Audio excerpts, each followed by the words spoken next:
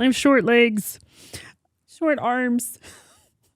I'm a T-Rex. You're not a T-Rex. Are we starting? Welcome to an episode of Off the Fence.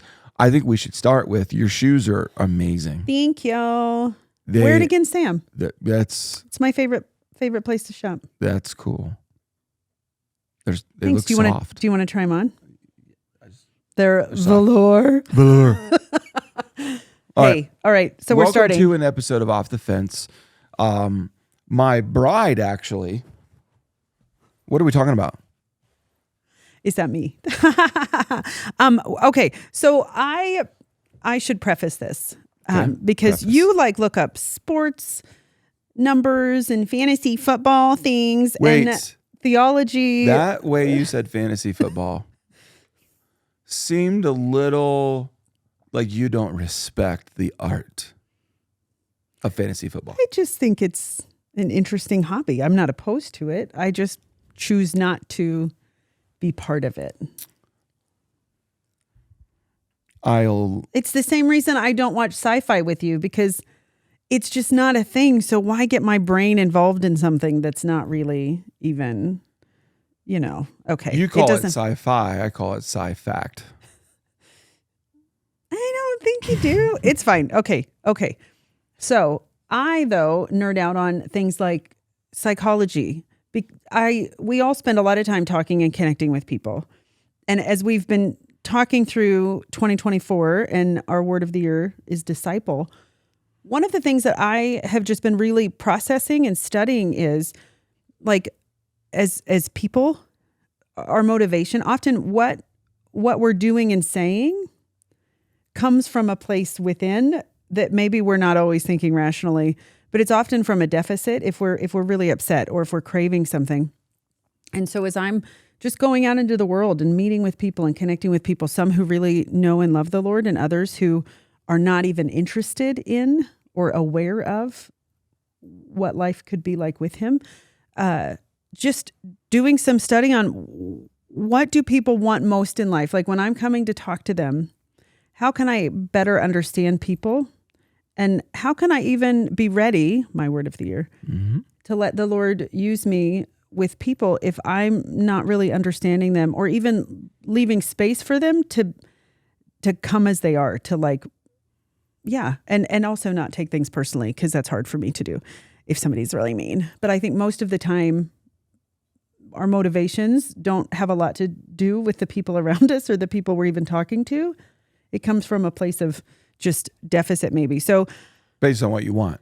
Yeah. What we're looking for, what we need from that conversation. And I don't want to live that way. And I want to help other people be free from that. And so there is a gal, her name's Charlotte Weber, and she is a psychiatrist who made a list because she said that she was in therapy for a long time, just working through some trauma and things that she had going on in her life.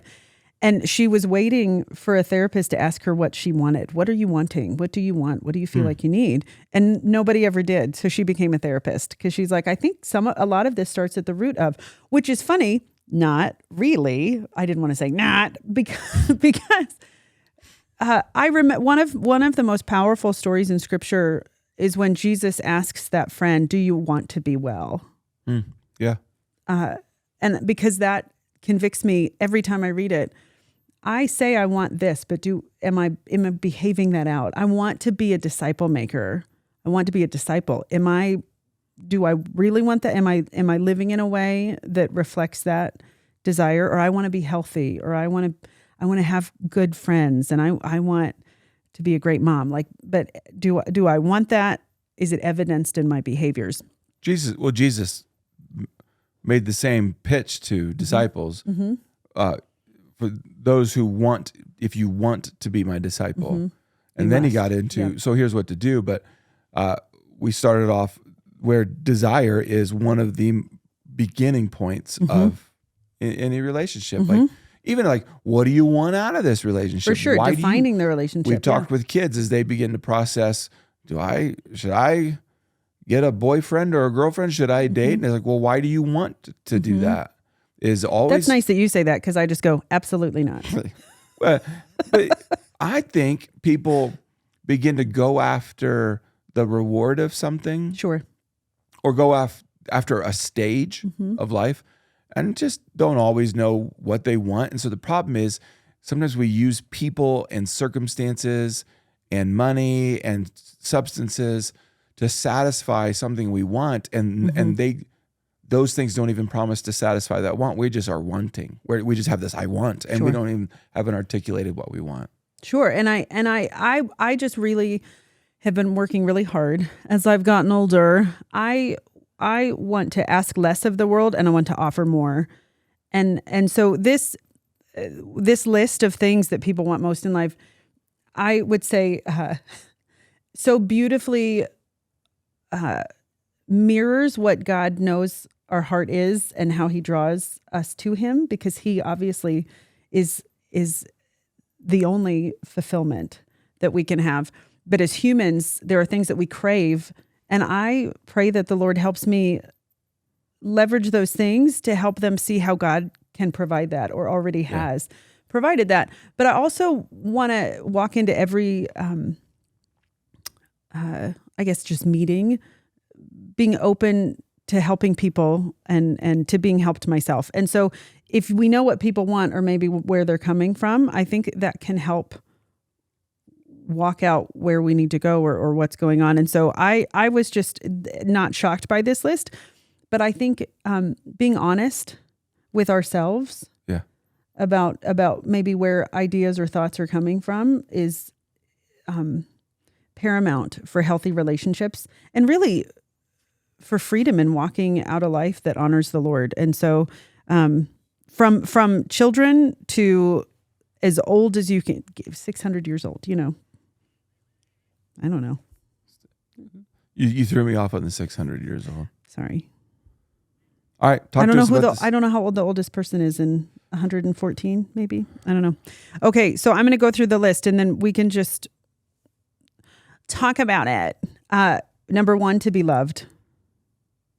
Okay. Abstract, concrete, looks different for everybody, but to be loved, to be understood. That's a big one.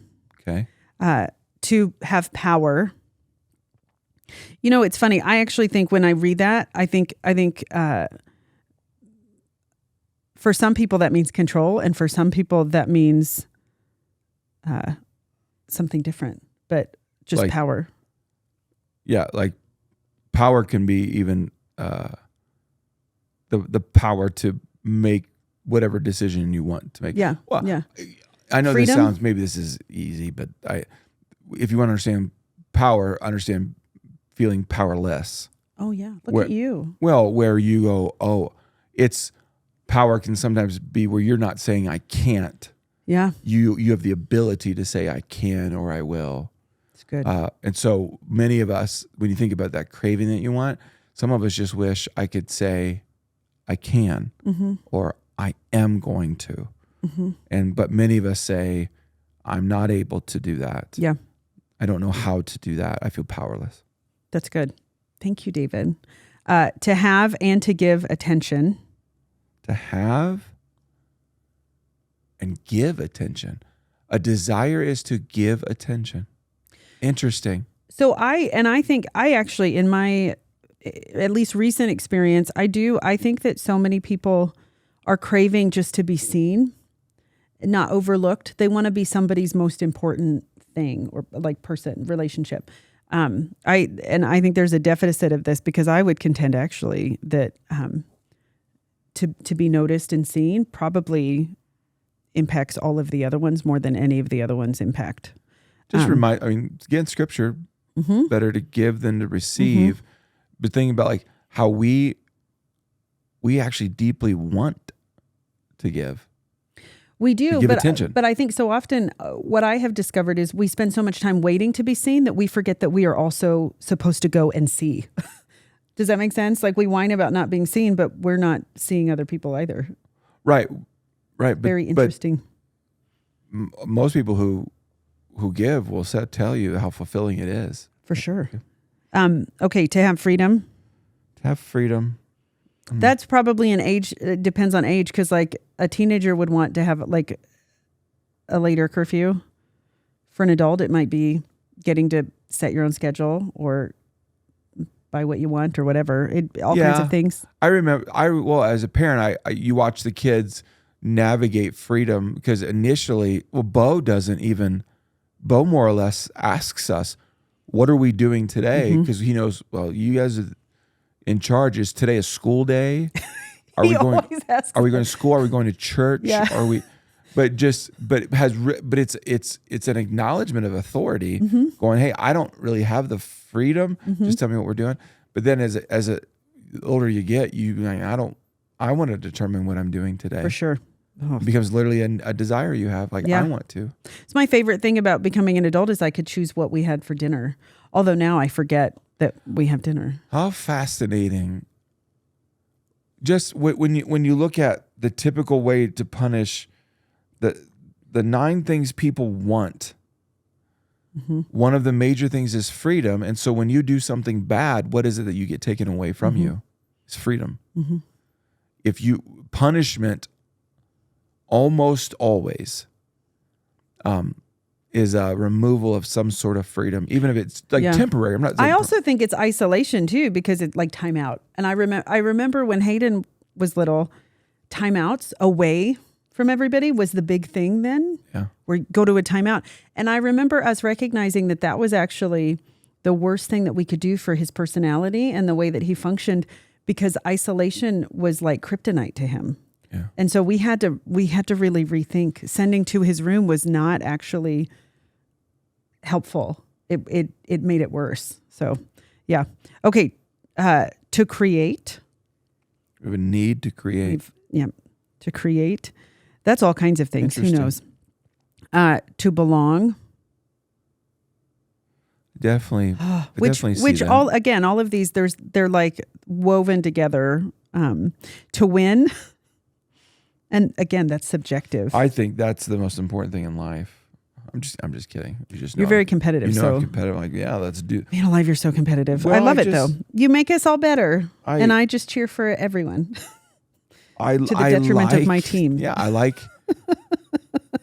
what's effective. Yeah, no. Winning feels good.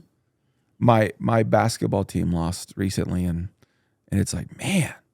Why does that bother me? You were bummed. You came and told me, and I actually asked if it was my team that beat you guys, and it was an even worse team. The last one is to connect, and what I think this list, there are a few things that I observed about it. One, none of them were shockers, and two, they're all actually familiar. Like all of them infer to the other one.